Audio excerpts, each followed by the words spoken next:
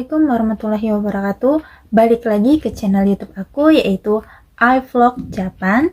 Nah, pada kesempatan kali ini aku pengen nih berbagi cerita sama kalian semua gimana sih caranya re-entry masuk kembali ke Jepang. Ada kabar gembira nih buat kita semua, yakni menurut perubahan kebijakan pada tanggal 16 Mei itu ditetapkan bahwa Indonesia bukan termasuk Shitei Kuni. Itu yang pertama. Dan yang kedua, berarti bagi kalian yang sudah melakukan vaksin 3 kali dan bisa membuktikan dengan dokumen bahwa kalian sudah melakukan vaksin 3 kali, itu tidak ada karantina. Oke, sebelum aku masuk ke penjelasan gimana cara masuknya ke Jepang gitu prosesnya, aku pengen berbagi sedikit nih sama kalian. Nah, kemarin itu kan aku pulang naik Philippine Airlines, itu aku beli tiketnya PP. Nah, kebetulan H-1 itu kan aku tes PCR. Aku merasa badan aku sehat-sehat aja sih, sehat aja gitu. Meskipun orang sekitar aku tuh banyak yang flu, banyak yang kayak batuk pilek, itu di Indonesia kan biasa banget ya. Nah, itu aku nggak pilek, nggak batuk, nggak panas, tapi memang hidung itu rasanya kayak apa ya? Kesumbet, tapi nggak kesumbet, gimana sih, kayak gangguan pernafasan gitu sih. Nah, itu terus aku melakukan PCR sehari sebelum penerbangan. Itu kan harus melakukan PCR. Aku melakukan PCR dan hasilnya aku positif. Karena positif, aku langsung nih ngirim email ke tempat aplikasi aku beli tiket itu bahwa aku gini menyertakan hasil PCR bahwa aku positif. Nah, setelah aku email, aku pengen reschedule di hari yang aku pengen gitu, karena aku ngerasa karena hasil PCR aku tuh nggak parah gitu. Nah, keesokan harinya aku itu swab, itu aku hasilnya udah negatif. Jadi aku email itu aku minta kalau bisa 5 hari setelah aku dinyatakan positif itu aku ingin terbang gitu. Tapi kenyataannya dari pihak sananya itu 2 minggu setelah aku dinyatakan positif itu baru ada bisa reschedule jadwal gitu. Maksudnya bisa dapat reschedule jadwalnya itu 2 minggu setelah aku dinyatakan positif. Karena kelamaan banget, akhirnya aku pesen tiket sendiri, yaitu aku pesen tiket JAL. Nah, oke, pengalaman buat kalian. Jadi di Indonesia itu kan banyak banget yang batuk pilek kayak gitu. Saran aku buat kalian yang memang ngerasa badannya kurang fit, ya kayak aku misalkan aku ya sehat-sehat aja, aku nggak ada batuk pilek, nggak ada panas, tapi memang agak gimana ya, aneh gitu rasanya di hidung itu. Nah, lebih baik kalian itu ngelakuin swab dulu sebelum PCR, karena kan lumayan ya, 250 sampai 500 ribu kan di Indonesia, lumayan kan buat jajanin ponakan. Lebih baik aku saranin kalau memang kurang fit atau sedikit ngerasa aneh di diri kalian, lebih baik sih aku saranin swab dulu. Oke, langsung aja ya, gimana prosesnya. Prosesnya itu ya biasa ya, kita kan ke Bandara Soekarno-Hatta Terminal 3. Oke lah, kita nunggu di sana ya biasa, nyerahin hasil PCR, sertifikat vaksin, terus sama ditanya-tanya gitu kan tiket tujuan sama bagasinya. Terus oh iya, buat yang mau masuk Jepang itu kalau bisa itu minta hasil PCR yang dalam bahasa Jepang biar kalian mudah. Pengalaman temen sih, dia nggak minta hasil PCR itu dalam bahasa Jepang, jadi agak dipersulit gitu di bandaranya. Kan tahu sendiri kan kalau Jepang itu biasanya menetapkan bahasa Jepang. Jadi aku sengaja nyiapin hasil PCR itu dalam bahasa Indonesia Inggris, kemudian bahasa Jepang Inggris gitu, biar aman. Oh ya, buat kalian yang mau masuk Jepang, jangan lupa sebelum masuk Jepang kalian itu download MySOS, kemudian download juga Cocoa. Ya, jangan lupa 2 aplikasi itu. Kemudian satu lagi itu HP kalian pasti harus terinstall Maps ya, Google Maps. Oke, udah selesai nih di tahap pertama, udah kita masuk pesawat, kita terbang, kita sampai Jepang. Oke, sampai Jepang itu gimana? Sampai Jepang itu turun nih dari pesawat, turun. Terus nggak jauh turun nih kan, lorong turun.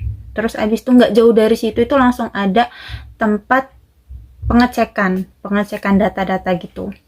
Biasanya kalian di situ tuh duduk ya, terus kalian tunggu antrian gitu. Kalau waktu aku tuh kan rame jadi ngantri. Nah itu nanti kalian ditanyain tuh bukti vaksin ya.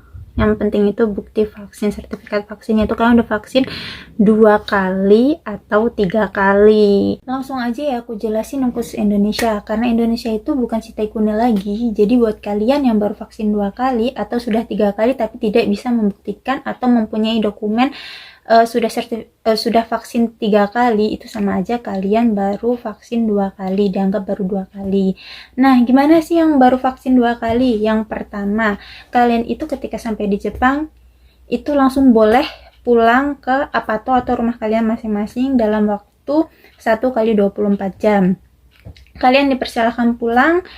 Nah ada 2 kategori, misalkan kalian pulang ke rumah terus dalam 3 hari ke depan setelah kalian kakuri di rumah, 3 hari itu kalian melakukan PCR sendiri dengan biaya sendiri. Kalau terus hasil PCR-nya itu kalian dinyatakan negatif atau insei, berarti kalian cukup sampai di situ kakurinya. Masa karantinanya sudah tidak karantina lagi, hanya cukup 3 hari. Tetapi kalau kalian tidak melakukan setelah 3 hari karantina di rumah, karantina mandiri, kalian tidak melakukan PCR mandiri, itu kalian wajib karantina di rumah, karantina mandiri selama 7 hari. Seperti itu.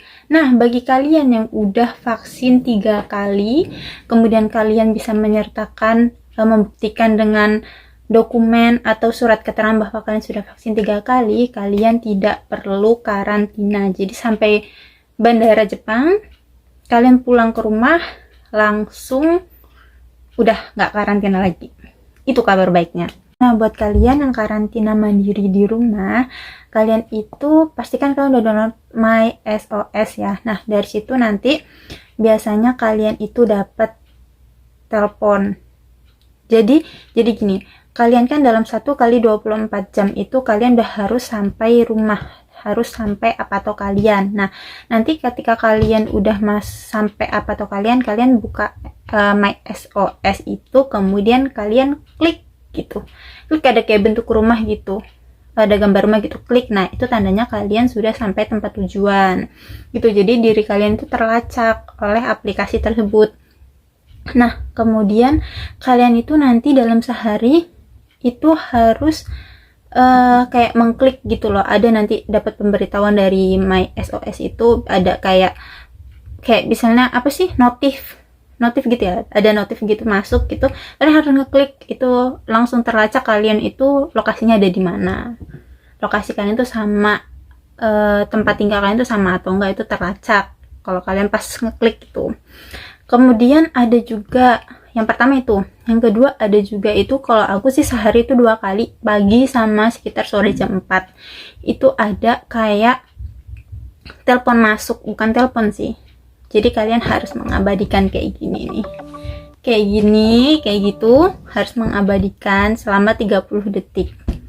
Itu buat melihat lokasi sekeliling kalian tuh ada di mana. Jadi pihak sananya itu memastikan bahwa kalian itu tidak ada di tempat umum atau di keramaian, seperti itu. Ya kurang lebih gitu sih proses buat masuk ke Jepang itu ya. Nah aku nih pengen kasih tahu buat kalian, biasanya kalian bawa-bawa ya apa gitu dari Indonesia. Itu sih terserah kalian ya mau bawa-bawa apa aja gitu dari Indonesia. Tapi pengalaman aku itu turun dari pesawat sekitar jam 4 Jepang, kemudian sampai selesainya itu sekitar jam 6, sampai hasil akhir itu kita harus nunggu hasil akhir itu, hasil PCR kita tuh negatif apa positif itu jam 6. Ya itu kan tergantung ya, kalau misalnya rame kan lebih lama lagi, kalau misalnya lagi sepi kan lebih cepet gitu. Itu pengalaman. Udah kan udah nih, hasilnya negatif, berarti boleh pulang dong ke rumah, boleh pulang ke rumah. Terus kalian turun dari eskalator, mau ngambil koper. Nah, mau ngambil koper, jadi koper itu udah ditata-tata kita nggak kayak di Indonesia yang ngambil gitu dari mesin yang jalan itu, enggak kayak gitu. Jadi kalian turun dari eskalator itu, kalian lihat kita tuh penerbangan pesawat nomor berapa gitu, misalnya JAL 111, kita cari JAL 111, itu udah di depannya itu tuh udah ada koper kita tuh berjejer gitu. Jadi kalian nggak perlu bingung, udah ada di depan maskapainya masing-masing, udah ditata. Nah, kalian nih ngambil koper ya, terus jalan mau keluar, itu nanti ada petugasnya udah standby di situ sama guguk sama anjing ya. Itu nanti sebelum kita keluar tuh diindus-indus sama anjing dulu ya, koper kita sama barang bawaan kita. Kalau misalkan kayak misalnya bawa daging, bawa apa kayak gitu, hal yang terlarang itu pasti terciduk sih. Tapi alhamdulillahnya sih waktu itu aku bawa makanan jadi itu ya alhamdulillah nggak terciduk gitu. Kayak awalnya aku mau bawa bakso, mau bawa rendang gitu kan, alhamdulillah banget nggak jadi bawa. Tapi nggak tahu sih kalau yang lain itu ternyata berhasil ya. Tapi kalau denger-denger sih kalau udah diendus-endus sama si guguk itu, kalau misalnya bawa rendang atau bakso kayak gitu pasti kecium sih gitu. So ini pengalaman aku dari Indonesia balik lagi masuk ke Jepang. Kalau misalkan ada salah-salah kata aku minta maaf. Kalau misalkan ada pengalaman lain dari kalian, boleh tulis di komen. Terima kasih sudah menonton, semoga videonya membantu. See you.